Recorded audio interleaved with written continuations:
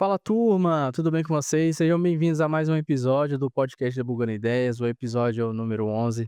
Hoje a gente está trazendo um professor que é expert em tecnologia, ele é um professor lá da Uniteams, que é o professor Jefferson Moraes. A gente vai trazer o nosso tema de hoje, que é acessibilidade digital e affordance. Então, assim, a gente vai entrando um pouco do mundo da acessibilidade e ver o que que está qual é essa comparação com esse Affordancy também, tá. Então eu fico muito feliz aí, espero que vocês gostem dos nossos vídeos, curtam a gente nas redes sociais, se inscreva no nosso canal, assim você ajuda a gente trazer mais conteúdos para vocês.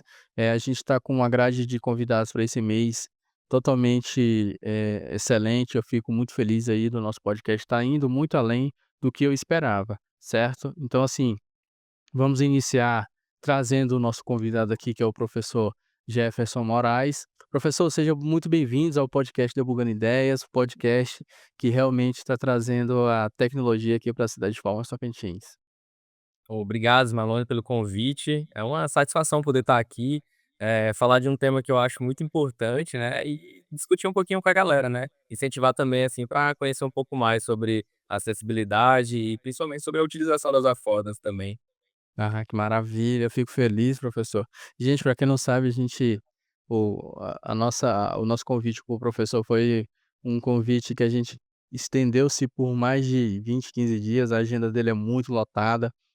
Mas mesmo assim ele conseguiu ter um tempo, pra realmente passar um pouco do seu conhecimento aqui pra gente, então eu fico muito feliz, professor, em o senhor ter aceitado, viu.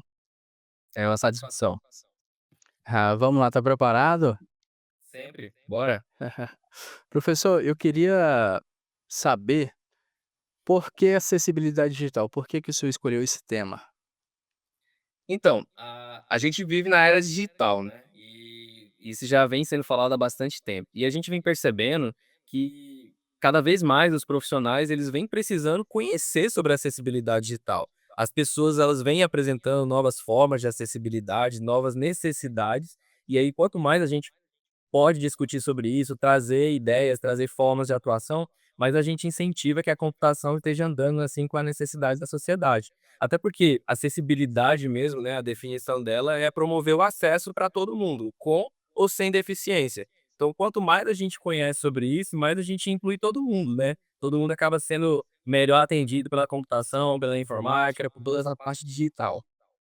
Entendi, maravilha. Professor, eu fico meio em dúvida, como é que fala Affordancy, affordance, como é que é? Esses termos aí meio em inglês, eu fico brincando com os meus amigos aí. Pô, a gente tem que realmente fazer o português, ser bem falado, porque tem uns amigos meus que brigam comigo, que eu falo assim: "Pô, entra aí no Xcode aí no Mac aí, não, Smallone, não é Xcode, é Xcode". Como é que pronuncia? Bom, então, a gente vê algumas apresentações do termo, né, a gente vê tanto o affordas, como você apresentou, e eu já vi também a apresentação do affordance, né, que é uma versão mais abrasileirada. O inglês, ele acaba sendo uma linguagem muito importante para a gente da computação, a gente programa os principais comandos, vem tudo ali em inglês, né, um if, um else, um not, alguma coisa assim. Então acaba fazendo parte do nosso dia a dia. Mas eu sempre falo assim para meus alunos: "Olha, mais do que se preocupar com a boa, fala do tema, assim, é compreender a aplicação dele", né, porque a gente precisa mesmo ser entendido e precisa fazer direito as coisas. Mas eu utilizo a foras, né, que é a pronúncia mais comum para esse termo. Certo. O que que ele significa, professor? E qual que é a relação dele com a acessibilidade digital?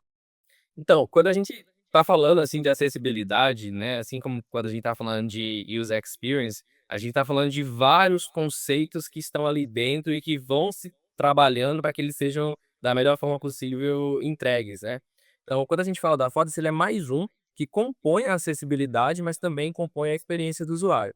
Então, a affordancy é quando o design fala com você sem palavras. É o que faz a gente entender que uma roda gira, um botão clica e um link leva para outra página, sabe. Quando não existe a forma ser clara, todo mundo meio que se perde dentro do processo. Então, quando a gente traz a affordancy, a gente está pegando essa noção do mundo real para que faça sentido para o nosso usuário e que ele consiga utilizar isso, de forma mais prática, sem se perder e mais intuitiva até mesmo, né, porque é uma forma bem visual de entregar alguma funcionalidade, alguma ideia que a gente está querendo transmitir pelo nosso sistema. Ah, maravilha. Professor, o senhor já chegou a pegar algum site ou alguma aplicação assim que o Affordancy ou essa acessibilidade digital aí, realmente pela quantidade de experiência que o senhor tem, mesmo o senhor tão experiente, o senhor ficou com uma dúvida assim: "Pô, onde é que faz o cadastro? Onde é que clica?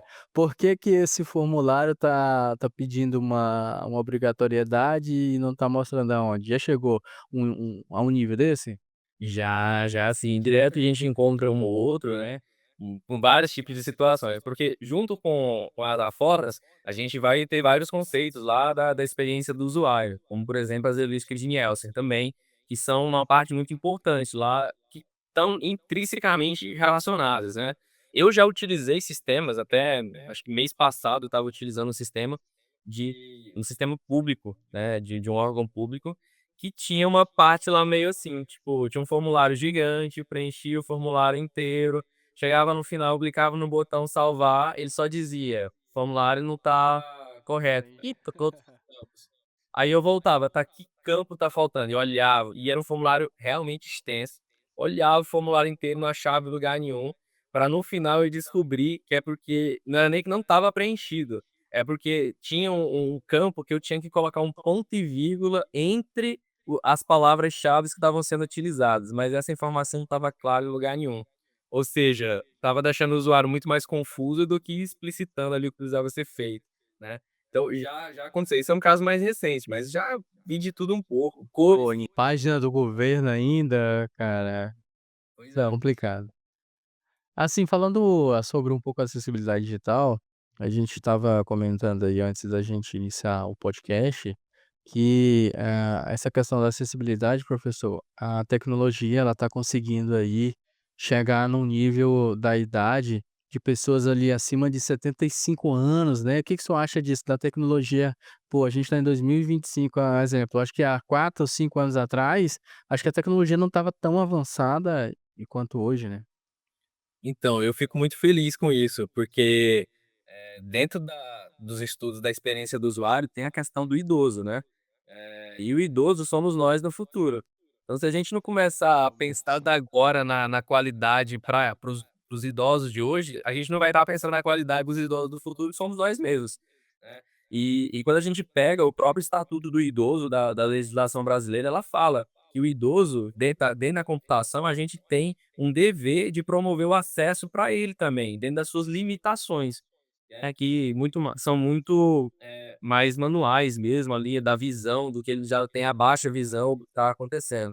Então quando eu vejo, assim, esse movimento que tem acontecido nos últimos anos, as pessoas têm despertado para o segmento de clientes, né, o idoso como cliente mesmo do processo de desenvolvimento de produtos, e também para ser uma persona projetada o sistema para ele, eu fico muito feliz, porque isso significa que a sociedade está entendendo que todos nós vamos chegar lá, né, eu pelo menos espero chegar lá. E tem estudos, né, que provam o quanto que o brasileiro ele tem vivido mais. Então a gente tem uma sociedade que está ficando cada vez mais velha, e a tendência é que isso aumente, porque a gente tem melhorado a qualidade de vida, né. E é um público que ele tem uma necessidade específica. Tem alguns modelos, né, de utilização de equipamentos mesmo, que já são projetados e adaptados para esse público, que é justamente para fazer esse processo de acessibilidade. Ah, bem interessante sobre isso. Eu fico pensando assim, professor, a gente falando um pouco sobre essa acessibilidade, como que a gente chega a equilibrar essa inovação visual, marca e inclusão sem perder a clareza? Então, se você parar para pensar mesmo assim, não dá para a gente fazer um sistema que seja 100% acessível, né, ou seja, todo tipo de necessidade ele vai ser acessível, né, mas para que a gente acerte na grande maioria das pessoas, ou que a gente não consiga atender 100% a necessidade, mas dar uma solução para que ela também tenha acesso à informação, a gente faz um processo de entendimento dessa persona. Quem que é o nosso público-alvo do sistema? Para cada sistema ele vai ter necessidade diferente. A gente vê, aumento da luminosidade, o contraste das cores, tem até a opção de, olha, ao invés de ficar o fundo branco e as letras pretas, a gente vai inverter, vai virar a letra branca e o fundo preto, porque vai facilitar a visão. o aumento da fonte também. A gente pega algumas pessoas que possuem, por exemplo, o TDAH ou o déficit de atenção, dependendo da quantidade de texto e do tamanho da letra, ela vai ter muita dificuldade de compreender. E não é que ela não consiga compreender, ela tem super acesso, tem super condições de compreender o que está ali. A gente só precisa melhorar tudo isso. E quando a gente pega esse processo para nós, enquanto computação, é um desafio, porque é um equilíbrio, né? Que a gente sempre quer fazer um layout bonito, mais atrativo, cheio de coisinhas ali, mais inovadoras, e por vezes essas coisinhas elas não promovem a acessibilidade.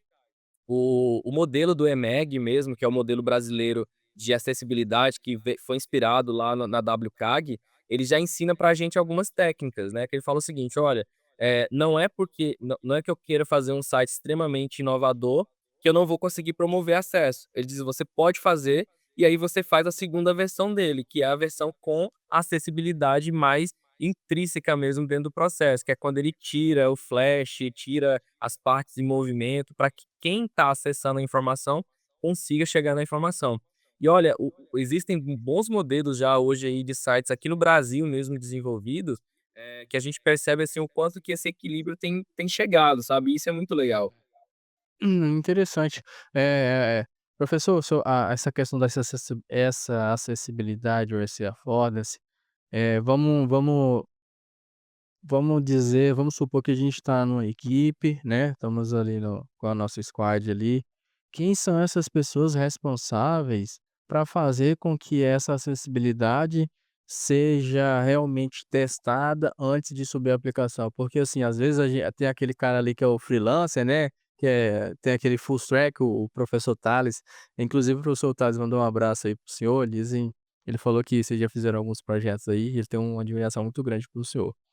E o e ele fala que não tem full stack, né, ou você entende muito de uma coisa, ou você entende muito de outra, ou se você diz que você é full, você não faz muito bem as 2 coisas. Porque, assim, um profissional, né, eu acho que é isso que diferencia de muitas empresas aí, muitos empresários, né, contratar realmente empresas que tenham os times, que cada um tem a sua área, né, de trabalhar. "Olha, eu acho que dá pra gente inserir aqui, ó, tem o design para fazer isso, tem o front para fazer aquilo, o back, tem o QA". Então, assim, na opinião do senhor, quem que é a pessoa mais importante para fazer com que essa acessibilidade digital e esse affordance, assim, andem junto para quando subir uma aplicação?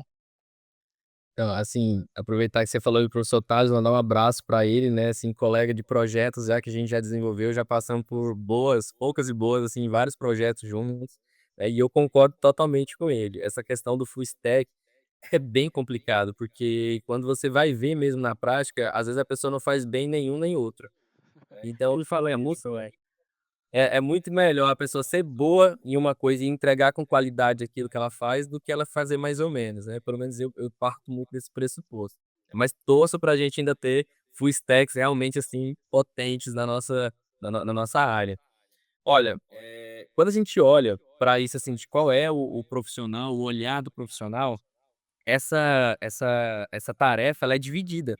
Porque, assim, não dá para dizer que é só um profissional que tem um olhar e jogar sobre ele toda a responsabilidade, né. Porque todo mundo na equipe precisa ter essa visão da acessibilidade, do nível de acesso mesmo que se promove. Mas se você parar para pensar num projeto que tem um início, um meio e um fim, o engenheiro de software ele acaba desempenhando um papel muito importante nisso, porque ele tem que acompanhar todas as entregas, todas as sprints, todo o processo que está sendo desenvolvido. Ele tem que ter essa noção do todo, né. Se a gente pegar, essa visão dele e ele ter esse olhar em cima do processo e juntar com a equipe de design, porque o design ele não é só a telinha, não são só as cores, os botões, as setinhas que eu coloco no sistema. O design ele é toda a relação da interação que eu crio com o usuário. Então vai muito além do que está na tela, é realmente, assim, a experiência psicológica do processo de utilização do sistema. Né. Tem uma ISO até que eu gosto muito de trabalhar ela, que é a ISO, 3407, se eu não me engano, que é do User Centered Design, que ela fala sobre essa questão de colocar o usuário no centro do design. E quando a gente coloca o usuário no centro do design, ele se torna membro da equipe E aí eu acabo tendo mais pessoas da minha equipe convivendo e entendendo sobre a acessibilidade no processo que está sendo desenvolvido, né. Nessa própria ISO fala lá sobre a criação do engenheiro de acessibilidade, que é uma função dentro dessa ISO, claro, prevista ali, que é um cara que ele vai estar do início ao fim conduzindo para que tenha realmente, assim, esse nível de assertividade na interface do que está sendo desenvolvido, né. Mas eu acredito que todo mundo precisa conhecer um pouco, para poder, assim, enxergar onde que eu posso melhorar. Mas o engenheiro acaba que por ele ter essa visão, o engenheiro de software, essa visão do todo, ele acaba tendo uma carga maior sobre ele, assim, de: "Opa, isso aqui eu tenho que prestar atenção, eu tenho que lembrar lá da entrevista que eu fiz, da coleta de requisitos, da licitação, da análise que foi feita do produto final que é esperado pelo cliente, para que realmente tudo que está sendo desenvolvido tenha essa assertividade." Pô, que interessante, professor, assim. Então, cada pessoa tem os seus afazeres ali, só que entre eles, todos eles já devem pensar nessa questão dessa acessibilidade aí, né.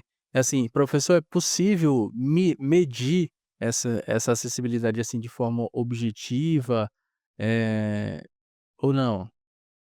Então, existem alguns sistemas que eles foram criados a partir dos princípios do que é o nível de acessibilidade, né. Se a gente pegar a WCAG, que foi criado pela W3C e é o padrão internacional, todo mundo utiliza como base mesmo para acessibilidade, ela vem dizendo os níveis de conformidade que cada coisa tem que ter, tipo, links quebrados, links que não vão dar em página nenhuma, ou imagens que estão sem descrição dessa imagem, o que que tem ali dentro. Então, existem todos esses requisitos que estão lá descritos dentro da WCAG. E aí, geraram-se, né, alguns sistemas que fazem essa análise de conformidade, né. Tem o modelo, por exemplo, o ASIS, que é que é utilizado pelo governo brasileiro. Você pode pegar qualquer site, você joga lá dentro dele, manda ele vasculhar, ele vai vasculhar o código-fonte inteiro, a parte do front, do back, vai procurar onde que tem falhas, ele vai mostrar: "Olha, aqui tá em desconformidade com o item tal da WCAG ou do modelo brasileiro, né, do EMEG", e você pode ir lá e corrigir. Então ele mostra pra gente. São ferramentas que auxiliam muito a gente ver o nível de conformidade do nosso site. E aí é interessante utilizar essas ferramentas porque ela mostra pra gente, às vezes, uma coisinha que é muito simples, que a gente não estava percebendo e que é fácil de fazer, sabe. Texto, contraste, tamanho, que ele mostra ali: "Olha, se você fizer isso, você sai do nível de conformidade baixo, passa para o nível alto. Melhora a qualidade do seu site", né. Eu quando estou em sala de aula em IHC, e a gente entra nessa aula de acessibilidade mesmo assim, eu gosto de fazer os testes com a galera. Falo: "Ó, acessa o sistema tal que vai fazer a análise de conformidade e roda o site que você quiser aí dentro, vamos ver quantos erros ele encontra." E aí é sempre uma coisa engraçada, porque a gente encontra sites que aparentemente são muito simples, lá não tem quase nada ali, e quando você vai ver ele tem milhões de erros ali dentro dele. Aí você fala: "Poxa, como que um site tão simples tem tanta coisa que poderia melhorar?" Aí você pega um outro site que é cheio de imagem, movimento, carrossel, você fala: "Não, esse aqui vai ter muito erro." Quando você joga lá dentro, você descobre que ele está lá com 90% de conformidade, ou seja, ele está acessível, ele promove que todo mundo consegue. Por quê? Não está desatrelado, né. Eu posso ter um site incrementado, mas acessível ao mesmo tempo. Ah, então interessante. Então existem ferramentas hoje, professor, que para o que os programadores conseguem ver esse nível aí de objetividade? Sim, sim, tem algumas, né. A maioria delas são gratuitas, tem umas até que chega a ser separado, você poder analisar só o código XML da página, e tem outras que permite você analisar só o CSS, para ver se, olha, se o erro da acessibilidade não está lá no teu CSS também. Então, tem até esse nível de exatidão, é bem legal. Pô, maravilha. Assim, professor, vamos passar um pouquinho agora para a questão da cultura da acessibilidade. Como que o que que o senhor acha ou o que que o senhor aconselha para que tenha mais, a cultura de acessibilidade dentro dos times de tecnologia? E poder Primeiro criar essa cultura, o que que o senhor acha? Para quem não tem. eu primeiro, assim, eu acho que a gente deve parar com o preconceito, né. Porque, assim, a maioria dos profissionais de TI, quando entram no curso, assim, vem empolgados muito mais com a programação, aí fala: "Ah, eu quero ir para o back, eu sou programador back, e não quero nem saber do front-end, não quero nem saber ali de design, não quero saber nada disso." E que bom que a gente tem profissionais que se especializam realmente, assim, em fazer o back muito bem desenvolvido ali, montar toda essa estrutura, né. Mas quando a gente fala de acessibilidade, a gente não está falando só de design, a gente não está falando só de front, a gente está falando de toda uma experiência de utilização. Então, essa cultura, a gente primeiro precisa parar com essa visão de que, isso é papel só do front, entender que todos nós, enquanto profissionais da computação, precisamos conhecer sobre essa temática, entender um pouco sobre ela. A gente pode até não dominar, pode até não estar ali todo dia aplicando numa interface, mas pelo menos ter a noção da importância dela e trazer isso para nossa prática do dia a dia. E uma coisa interessante é que quando você fala assim: "Ó, eu vou pelo menos entender, eu vou aplicar um pouquinho nesse projeto, um pouquinho naquele", você começa a trabalhar isso como equipe, acaba virando uma bandeira da equipe inteira, porque todo mundo entende a necessidade. Hoje no Brasil, todo mundo conhece alguém que tem alguma necessidade especial, sabe, que precisa ali realmente de uma intervenção para que ela se sinta incluída dentro do processo. Que seja até um idoso, né, que também é uma necessidade. E quando a gente fala dessa questão de entender essas necessidades, a gente está convivendo com alguém que precisa, a gente se vê mais inserido dentro do processo, né. E isso é muito importante para os times de desenvolvimento. E aí eu até levo como bandeira minha mesmo, que todos os meus alunos, a partir da disciplina de IHC, quando me encontro na faculdade, tenham essa noção social, porque uma vez que eu tenho essa visão enquanto desenvolvimento, eu acabo desenvolvendo também um aspecto social no meu trabalho. Maravilha. Então, assim, professor, hoje na faculdade, o aluno, o acadêmico ali, ele vai encontrar sobre essas questões de acessibilidade ali em qual período ali, mais ou menos, para essa turma que está assistindo a gente agora, a maioria é universitária, e acredito que devem estar gostando aí do assunto. Que momento que o senhor acha, né, ou qual que é mais ou menos o tempo ali que eles vão realmente pegar nesses temas de acessibilidade digital, nessa cultura, nessa fodas? Uhum. Então, cada PPC, né, de cada curso que ele é montado, ele vem em um momento diferente, mas é muito interessante que meio que já é pacificado que os alunos eles veem IHC a partir do quarto período. Então, quarto período, quinto período, sexto período. Por quê? Porque ele já aprendeu as bases da programação, já conhece linguagens, já programa em pelo menos umas 2 linguagens diferentes, já se viu em projetos diferentes, já tem uma noção da engenharia de software, já sabe o que é um requisito. E aí, quando ele encontra com o IHC, é o momento dele refinar. Ele pegar todo esse arcabouço técnico que ele já vem aprendendo na graduação e refinar para essa experiência do usuário, para essa noção assim. Então, cada PPC ele vai identificar qual que é o melhor período que ele consegue encaixar. Aqui na Uniteams, por exemplo, o nosso estudante ele encontra IHC no quinto período. Ele então, no quinto período, ele chegou no quinto período, é uma disciplina que ele tem que desenvolver, que ele já passou ali por 2 linguagens, por 2 formatos, já conhece bastante da parte prática, e ele começa a refinar esse processo para melhorar os produtos que ele vai entregar a partir dali. Maravilha, show de bola. Professor, assim, a gente falando sobre acessibilidade digital e a foda-se, sobre essa parte mais do design, a inteligência artificial e o design generativo, eles podem ser aliados ou arrisco nesse tema? O que que o senhor acha? Quando a gente fala de IA, tem sempre os 2 lados, né. Tudo é possível, porque a IA ela é treinada. Então, quando eu tenho uma IA que eu treino ela, eu posso muito bem deixar ela como uma extrema aliada minha do processo. Que eu já expliquei para ela: "Olha, tenha atenção para isso, não se esqueça daquilo, gere com isso, essa característica". Eu já brinquei, por exemplo, de gerar, imagens de cards, assim, com características de acessibilidade. E, assim, não vou dizer que ficou 100%, mas trouxe o produto, assim, bem estruturado, sabe, bem interessante, que tranquilamente daria para eu utilizar num design, no sistema que eu estava desenvolvendo. Então, assim, eu sou particularmente, assim, fã das inteligências artificiais, mas tudo precisa ser utilizado com parcimônia, né, ter cuidado. Não dá para a gente terceirizar pra IA todo o processo de análise da acessibilidade humana, porque como eu falei lá no início, dificilmente você vai conseguir colocar tudo. Então, às vezes, ela vai pegar o contexto que ela entende que é o mais importante e vai jogar aquele nível de acessibilidade ali, mas vai deixar uma outra parte que não foi pensada, de um grupo que tem representatividade na utilização do sistema, né. Eu sempre recomendo assim: utilize. mas sempre verifique se o que foi produzido realmente atende aos critérios. E para você saber se uma coisa atendeu aos critérios, você precisa conhecer os critérios, né. Não dá para dizer que tá errado se você não sabe a base de por que que tá errado.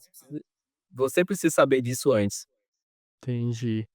Professor, falando aqui agora para vamos passar um pouco, assim, para a parte do empresário, a gente já está chegando aí nos quase 30 minutos.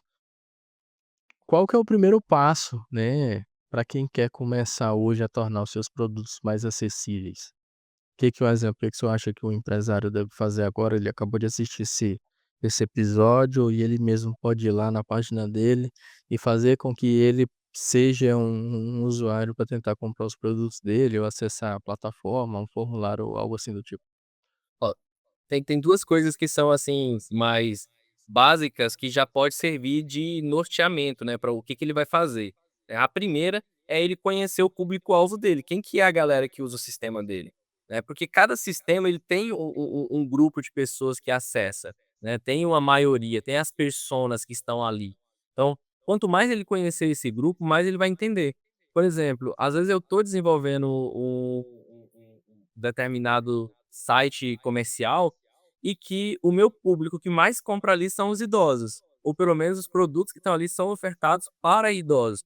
Então a interface desse sistema, ela precisa conversar com essa persona, né. Eu preciso de botões um pouco maiores, eu preciso de letras um pouco maiores, eu preciso de espaços, mais espaçados entre um comando e outro, para que não corra o risco dele sem querer clicar no botão, sendo que ele queria clicar no outro, mas pelo movimento mesmo assim motor, ele não conseguiu clicar ali e depois ter que voltar, sabe. Então são algumas coisas básicas, conhecer primeiramente esse teu público.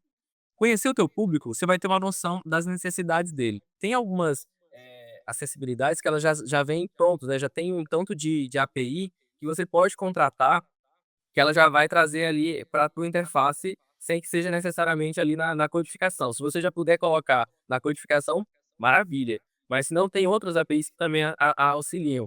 Por exemplo, a parte de contraste. A pessoa que ela tem a baixa visão ou ela tem até algum nível esqueci agora das cores, ela vai simplesmente. Oi? Noção? Não, não, não. A necessidade específica, né, mas que ela tem essa necessidade, ela vai conseguir no contraste que é jogado ali em cima da tela, entender tudo, que até então ela não estava compreendendo, não estava conseguindo fazer o processo mesmo ali para poder ter o êxito, né. A gente cria um sistema para que o usuário tenha êxito, que ele tenha sucesso toda vez que ele querer usar, ele se sentir satisfeito. Então essa é uma primeira coisa muito importante, né, conhecer para quem é que a gente está fazendo. E segundo, é começar a implementar pouco a pouco. Não precisa, assim, ter aquele desespero de eu preciso deixar o meu site extremamente acessível e colocar muita coisa ali de uma vez só. Mas ir colocando pouco a pouco. Coloca ali uma questão de contraste, de aumento de fonte, depois coloca a autodescrição para que o usuário cego ele possa ativar a autodescrição e conseguir navegar pelo menu, pelo texto, entender o que está acontecendo ali, né. Tem até um exemplo que eu sempre dou nessa parte da acessibilidade, que é quando você vai tentar acessar o site de um banco, e aí na senha ele vem aquela imagem que você tem que clicar em lugares da imagem. A pessoa cega, ela não tem como, porque ela não Vai, verdade. auto Verdade. então ela não dá conta, ou seja, o cego não pode usar banco? Tá certo isso? Não tá. É. Engraçado que a pessoa só ninguém pensa nisso, né, só quem ou tem um parente ou quem é. Incrível, engraçado. Exato. E aí é onde a gente já pensa: "Poxa, eu posso fazer a questão da segurança da senha sem ser com uma imagem, eu posso trazer outra forma que a autodescrição vai dar para o meu usuário cego a dignidade de conseguir acessar por o mérito dele mesmo, né". Então, de quem é a responsabilidade de fazer isso para que o outro se sinta, inserido ali? É nossa enquanto profissional de TI. Então, quando a gente começa a pegar esses 2 primeiros pontos e vai fazendo pouco a pouco, coloca um, testa, deu certo, depois vamos lá, implementa mais um, e aí você vai conseguir sempre ter mais sistemas mais assertivos nessa parte de acessibilidade. E para aqueles que são empreendedores, né, ou tipo freelancer, está desenvolvendo, tem sempre novos clientes, depois você cria uma máscara padrão ali de acessibilidades, de APIs que você coloca, cara, fica muito fácil, você vai só: "Olha, isso aqui eu vou colocar isso, porque isso aqui é básico, aí depois eu já conheço, já vou colocar esse outro também", e a gente acaba acertando muito mais do que errando nesses processos. Interessante. Professor, a gente está chegando aqui, batemos agora os 30 minutos.